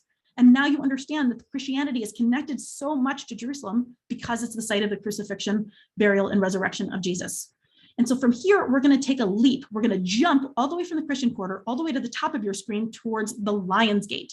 And we're going to head out the Lion's Gate as we head to our last place, which is to visit the Mount of Olives to just finish up our tour. Okay, so we're walking out the Lion's Gate and we're on our way eastwards. Okay, so eastwards, behind us again is the old city of Jerusalem, and we're walking forward, and right in front of you is part of the ridge of the Mount of Olives. So you can see the hill goes down into the valley. This is the Kedron Valley. The Garden of Gethsemane is just over to our right, and we're going to head up top there to this overlook. This is just about our last stop. Okay, so you're looking right now from the east back to the west at this incredible view of Jerusalem itself, the Golden Dome, the eastern side of the Temple Mount itself, and the 4 quarters of Jerusalem in front of you. For me, it is an incredibly interesting and amazing place to visit. It's something that for all of the days that I go and walk around the old city, every single time I can find something new and something unique and something amazing. And I hope that you'll be able to come and visit as well. The city is not easy. We didn't get into the political tensions. We didn't talk about what's going to happen in the future, and that's okay, because right today, we're just trying to understand the connection of all of these places to Jerusalem itself. I know that for me, one of the interesting ways to remember Jerusalem is about how we think about the city. That's the same psalm that I told you at the beginning that says that we pray for all of the pieces of Jerusalem. And there's a famous poem that I'm going to read you the English parts of it that kind of make me think about how I think about Jerusalem. There are hearts and there are hearts. There are human hearts and there are hearts of stone. There are stones and there are stones. There are silent stones and there are stones which are hearts. And certainly the stones of Jerusalem remain at the heart of everything that I do and everything that I am. And I really hope to see you there in the future. So I am going to stop share and we'll take a look and see what we get in the Q&A. That is amazingly awesome. I have to say, thank you so very much. You know, it's funny because I think some places just really touch your heart, and Jerusalem can do it when you're there in person. But Amy, I think you did it for us, even though we weren't there, which is really great. And to be able to bring each perspective and each religion to life in a very non-biased way, I think is even more amazing. So thank you for that. And I think that no matter where we come from and what religion we are, we completely got the connection tonight. And I think that's so important. So I'm going to let you look at the Q&A a little bit as I talk to the audience. I know that a lot of you came through the site on Facebook that asked you to pay to get here. And I'm sorry for that. It is absolutely a scammer site. So after the tour, go deal with your banks and figure out if you can dispute that and get your money back, or at least alert others who weren't who took you to that site that it is a scam. It's by educating everyone about these scams that we can fix it and hopefully report them enough times so that they are thrown off Facebook, right? But what's important is that regardless if you paid up front or if you pay a tip, you certainly got a great value today from Amy and her knowledge and her passion for this place. So I want to hand it over to Amy now, and we're going to address some of the questions that we have in the Q&A. And if I can help anybody by sending you a link to safely access my future tours or my past tours, or a recording of this tour, by all means, send me a note in the chat, send me an email to marawalsh@gmail.com, and I'd be happy to help you do that. So if you're ready, Amy, we can go to the Q&A and we can just start to attack some of these questions. How's that sound? Great. So I'm going through like some of the questions, which are, you've asked some amazing questions. So let me just go through just a little bit of them. So a lot of the questions had to do with the quarters themselves, like how are they divided and how do people decide that? And so I'm just, I'm sitting in a room where the light keeps going off, sorry. So the idea basically of the quarters is that it's, in a lot of ways, it's tradition, okay? So there's no law that says Christians must live here or Muslims must live there. It's just a question of tradition over time. And so in lots of ways, this is a kind of a continuation over historical issues. So Armenians settled around the church that they built, around the St. James Church, and then they built kind of a little wall within the old city itself. The Jewish community kind of centered itself around the Jewish synagogues. The Christian Quarter grew up with people wanting to be close to the Church of the Holy Sepulchre. And of course, the Muslim Quarter wants to be close to the sites that are connected to Islam. So you can walk from quarter to quarter. There's no borders around them other than the Armenian Quarter for lots of historic reasons. So you can walk from quarter to quarter with no problem at all. Most of the time, all of the quarters are safe for everybody. Now, again, I don't want to sugarcoat it completely. There are moments of tensions. Tensions do flare. It is not all unicorns and rainbows in Jerusalem by any means. We do have all sorts of issues, but I think that I come from an optimistic standpoint, which says that we can't ever solve our issues if we don't start talking about them. And so certainly that is part of it. So for those of you who are asking, is it safe to go from place to place? Absolutely. A few of you asked about whether, people like, can Christians go to the Muslim Quarter? There's lots of overlap. There's actually a mosque, it's not being used right now, but a mosque in the Jewish Quarter.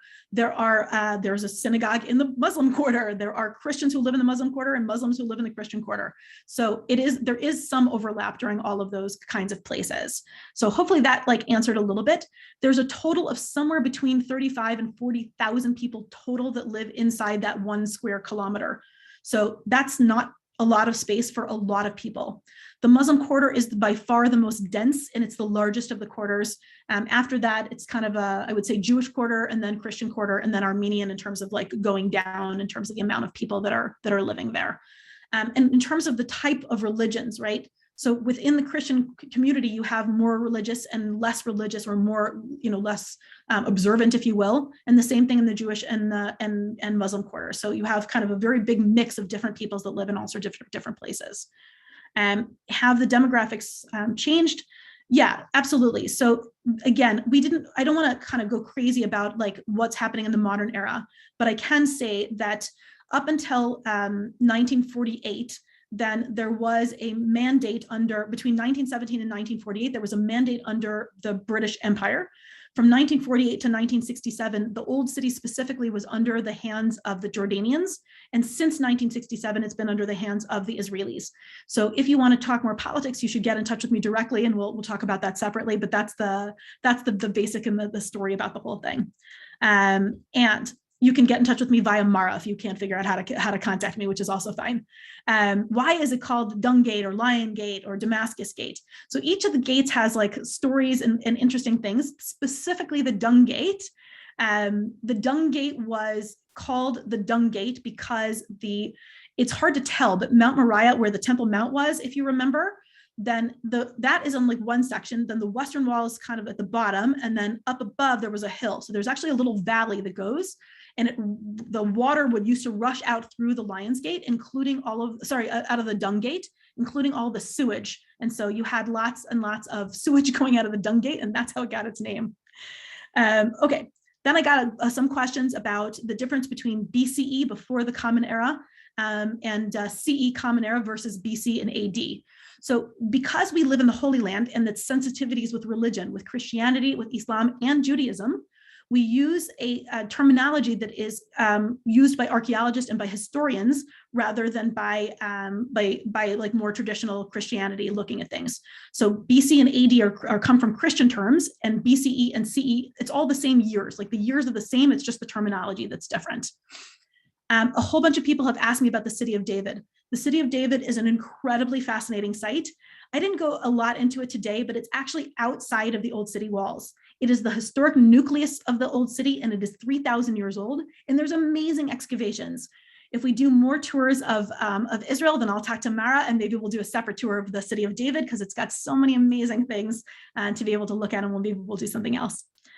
A few people have asked also about, after the temple was destroyed in the year 70, why wasn't it rebuilt? Like, how did it become a Muslim site? So the answer to that question is that in the year 70, the Romans and the Jews had a massive war known as the Great War. And again, the temple was destroyed by the Romans. Afterwards, there was an attempt to rebuild between 132 and 135 of the Common Era. So let's say like 50 years or so later, it was unsuccessful. And afterwards, Christianity starts to take hold from the 4th century. Now, Christianity doesn't really build much on the Temple Mount because it wasn't central to the story of Jesus and that part of it. And only when Islam comes in the 7th century, so Islam comes in 638 more or less, and you can sort of see from that time period that once those buildings are built, there is no other possibility. There's no other way for the Jewish community to rebuild a temple. And by the way, eventually also the way that we relate to our Judaism has changed.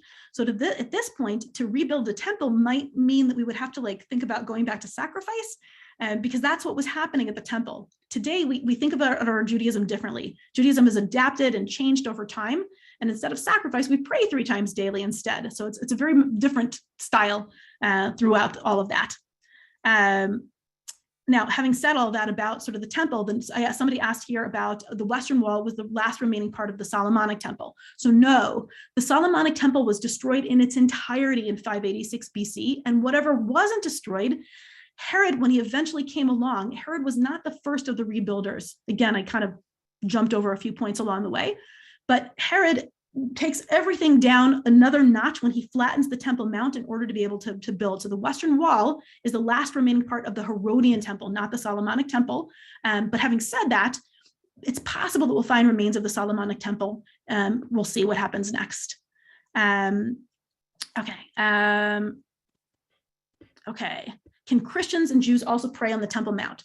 So the buildings in the Temple Mount, the Al-Aqsa Mosque, and the Dome of the Rock, which is the shrine to the Ascension of Muhammad, the entirety of the Temple Mount is considered part of Haram al-Sharif, like the noble sanctuary. So it's considered like a very big outdoor mosque, if you will, with additional buildings. And it's complicated, but no, Christians and Jews are not meant to be praying on the Temple Mount for the most part. Let's leave it at that. The buildings themselves, again, they're holy sites for Muslims to be able to pray inside. So people don't do that inside there. So all of this is like kind of amazing. A few of you asked about the weather. We live in the Middle East, and so it's pretty temperate. I mean, in the wintertime, you're trying to I'm so bad about like what degrees are called in Fahrenheit and Celsius, but you need like a light jacket in the wintertime for the most part. In the Jerusalem, you need a heavy jacket for the winter. It gets cold enough, it'll go down to like 30s or 40s.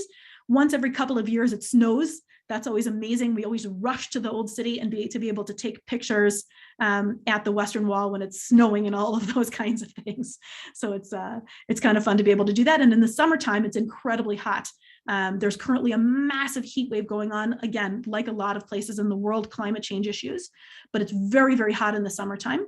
If you want to visit Israel, then we always recommend coming in like September, October, and like April, May. And those are the best months usually. And I really like April, May, since you still can get the end of the winter flowers, which is always really, really fun. I got a question about how long does it take if we actually did this in real life? So as you can tell, I talk fast. I also walk fast. So if you're with me, then you can do the entirety of the old city in about 3 to 4 hours, but you should probably do it slower. You should do it with somebody who talks slower and walks slower and do it in like 6 hours or something like that. If you have more time, then we have so many things to add on and to be able to see all of those kinds of things. So that is great. People are asking about not even being able to go up to the Temple Mount. Right now, you can go and visit the outside buildings, like the outside platform of the Temple Mount, but you're not allowed to go inside. So, all right. A lot of people are commenting in the questions about the similarities that I kind of started to mention between Christianity, Islam, and Judaism. I think that living and guiding in Jerusalem, you can't help but to look for these similarities. I feel like a lot of this is about how we build bridges towards our future, how we figure out how to incorporate more than one narrative, a narrative for Judaism, a narrative for Islam, a narrative for Christianity, and to weave those things together. And so I often am looking for those things in particular. So when we're talking about tourism, Amy, can you speak to the accessibility of Jerusalem? In terms of like disabilities? Yes. Okay, so unfortunately, Jerusalem is not great on that, although they very recently dedicated an entire route within the old city that is accessible for wheelchairs. So we're working on it, and it is getting better.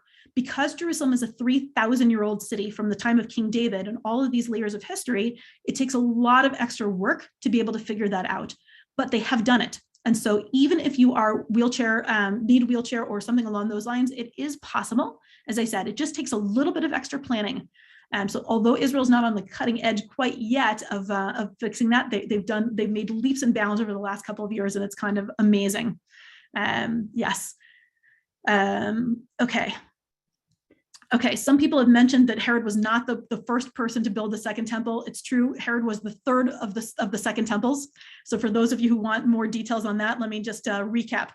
After Alexander the Great, actually, let's even go back. 586 BCE is the first temple is destroyed. The Jewish community is exiled to the land of Babylon. And about 70 years later, a group of Jews are returned to the land of Israel. And among them, there's 2 Jewish prophets that start to rebuild the first of the second temples. Then during the period of the story of Hanukkah and the Maccabees, which I didn't even mention today, that was the second building of the second temple. And Herod is the third of the rebuilding of the second temples. But oftentimes we kind of, again, time limits. And so there's lots of things.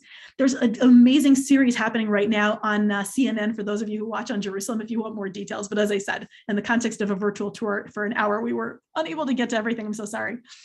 There was a question about the bowls when you said that you really liked this place in the market with the bowls, and they were marked 25 shekels. Yeah. Is 25 shekels about $7.75 in US? Something on those lines, yeah. Usually divided by around, like 3.5 or 4, and then you can get pretty close to what it is. The reason I like that guy, by the way, is aside from the fact that his bowls don't break very easily, at least he says they don't break very easily, is that he's one of the people in the marketplaces that marks his prices. So Jerusalem is one of those places where you can haggle for pricing, except at a place where the prices are marked. And so he is really fair. We've known him for, I don't know, at this point, close to 30 years. And all of the dishes in my house come from him. So I love him. I love him. All right. Let's talk about your safety, the feeling that, like, you and your family, you have children, talk about that a little bit, since there's so many questions around it. Sure. And you can talk about in a general time, and then when there's a little bit of unrest, and maybe that would help people. Absolutely. So generally speaking, I feel totally free and confident to bring my children, who are currently 11 and 13, and walk around the old city, or really almost any place in Jerusalem at all, without any any fear whatsoever. There's not a lot of crime, violent crime in Israel. Like there's not like a major worry about getting mugged, for example, on the street or something like that. So Jerusalem tends to be really, really safe. The Old City in particular is patrolled by an enormous amount of Israeli army and Israeli police. It's actually one of the most patrolled places in the entire land of Israel. And so even in any given time, then there's always a lot of presence of security around you. Now, having said that, as I said, we're not going to sugarcoat everything.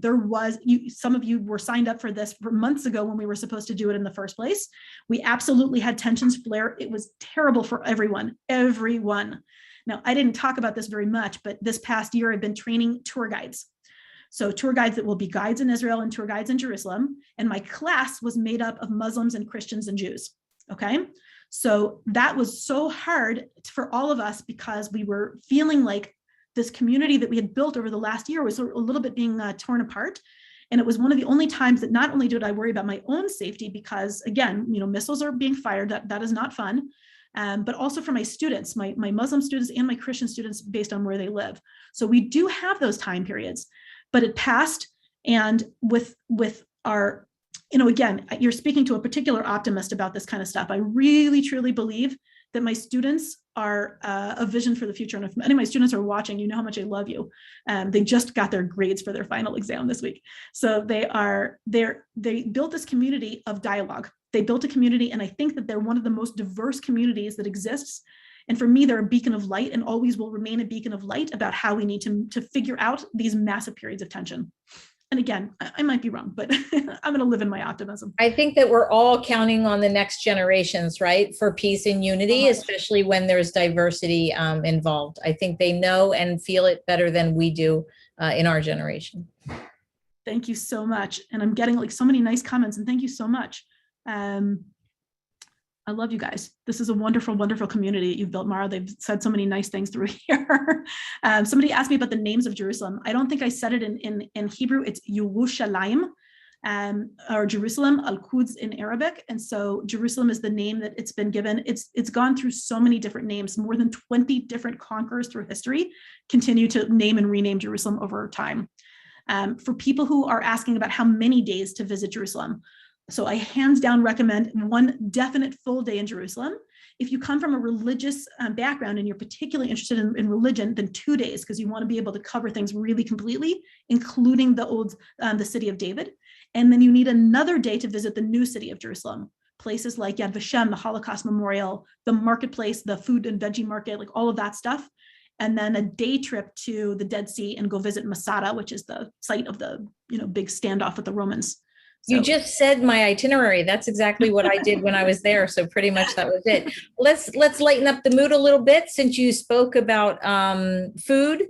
What is a food that is an absolute must-have when you're in Jerusalem? So I would say in general, in the Holy Land, hummus is always number one. That's Hummus, or hummus when we're pronouncing it with Americans, but hummus when you're with everybody else.